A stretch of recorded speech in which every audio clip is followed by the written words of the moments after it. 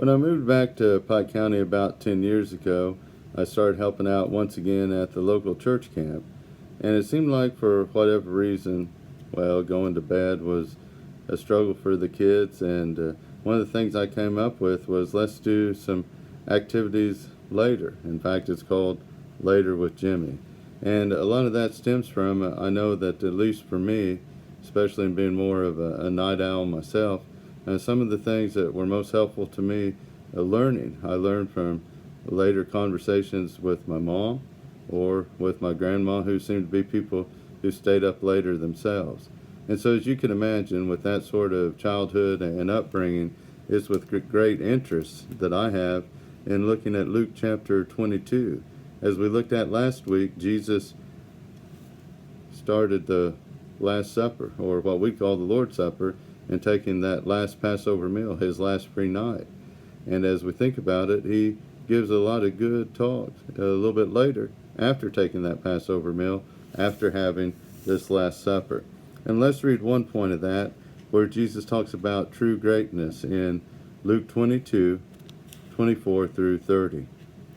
A dispute also arose among them as to which one of them was considered to be the greatest.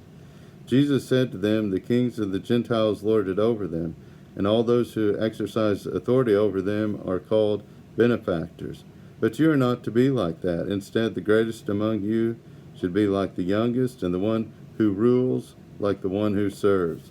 For who is greater, the one who is at the table, or the one who serves? Is it not the one who is at the table? But I am among you as one who serves. You are those who have stood by me in my trials, and I confer on you a kingdom, just as my Father conferred one on me, so that you may eat and drink at my table in my kingdom and sit on thrones, judging the 12 tribes of Israel."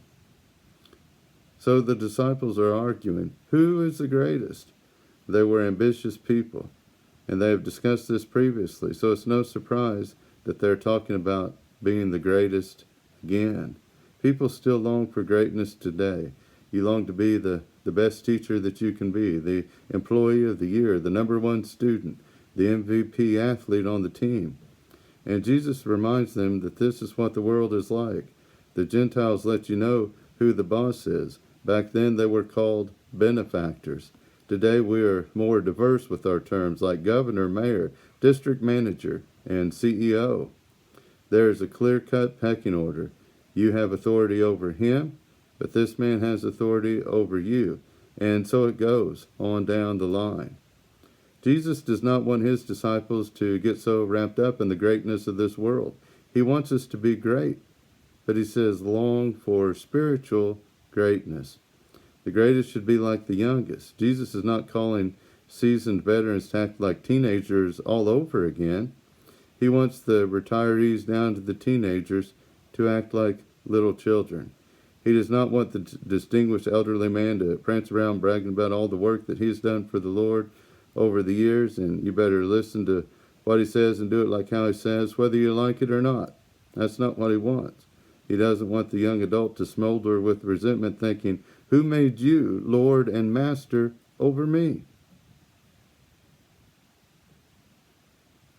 As we think about little children, we know that little children, they don't do all that strutting that we do as adults. We know that typically a little child is just glad to see another little child come along, as someone else to play with, someone else their size to talk to. And as Christians, we should rejoice when we see fellow Christians. There is another humble one to work with, to pray with, and to love. We know the ruler must be like the servant. And as you think about it, who would you rather be? Would you rather be out at Texas Roadhouse and be the waiter or waitress, or be the one who's eating? Well, I know what I'd rather be. I'd rather be the one eating that good, nice meal there. But as far as Jesus is talking about table order, that those seated have the power compared to those who are waiting on tables. And Jesus spoke about table order in Luke chapter 14. And then in that instance, he was talking about the seating charts. But now he's talking about the ruler-servant relationship. The ruler eats at the table, and the servant waits on the ruler. Jesus is undoubtedly our Christ, our ruler, our king. Yet he has turned this imagery upside down. In John 13, he washes the disciples' feet, and this was the job reserved for the lowliest of servants. Yet he is among us as one who serves. Therefore, as we think about Christ's kingdom, greater leadership does not mean more authority to crack the whip. Greater leadership means greater responsibility to serve. The one who teaches a Bible class doesn't think, well, finally, now I get to teach whatever I want. She says, what a great challenge it is to teach this class of people who want to know more about Jesus. The newly appointed elder doesn't think, well, now I can push my own ideas on this local church. No, he realizes what a great responsibility this is to shepherd the flock of the Lord. And the preacher doesn't say, oh, now I get to push my agenda on these people. No, the humble preacher will realize I must not ridicule the gospel of Christ with my own petty opinions. And this is how we achieve greatness, by being humble, by being like the youngest, by treating it like a service rather than lording it over people. And if you're for titles, if you're for a pecking order, I want you to listen up and listen very closely, that there are plenty of companies looking for junior executives just like you. There are plenty of politicians who are looking for someone to be their main office assistant or for their chief of staff, looking for people just like you. And Jesus doesn't want 1 ounce of that in his kingdom. He doesn't want that self-promoting, greedy, winner-take-all attitude in his church.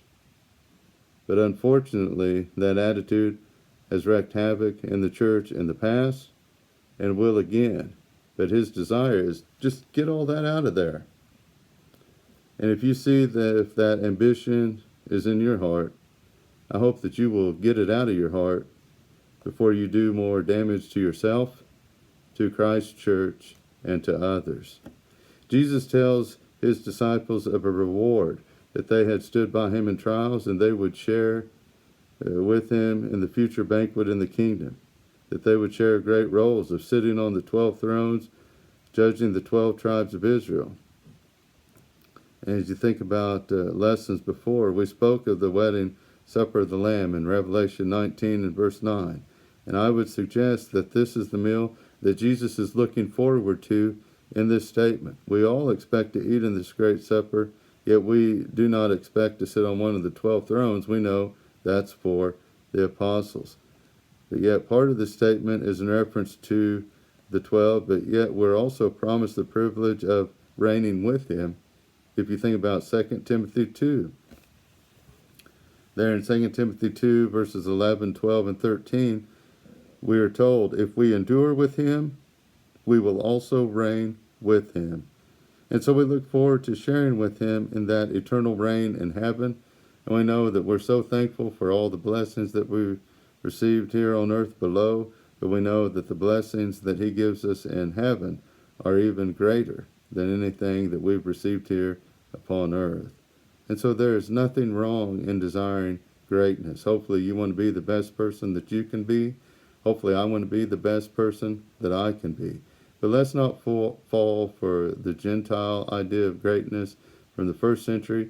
Let's not fall for the American idea of greatness from the 21st century.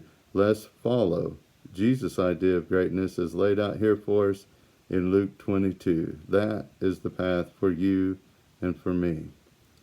There's so much here to take to heart, and it does go against the grain of many times what we've often thought and often done. But I hope that you're committed to Christ and committed to make the changes that you need to make. And if you're ready to commit yourself to him first and foremost by believing in him, repenting of your sins, and being baptized into him, I sure hope that you'll do so. If there's any way I can be of help and service to you as a minister, I hope that you will reach out to me. I thank you very much for listening and hope that you have a great day.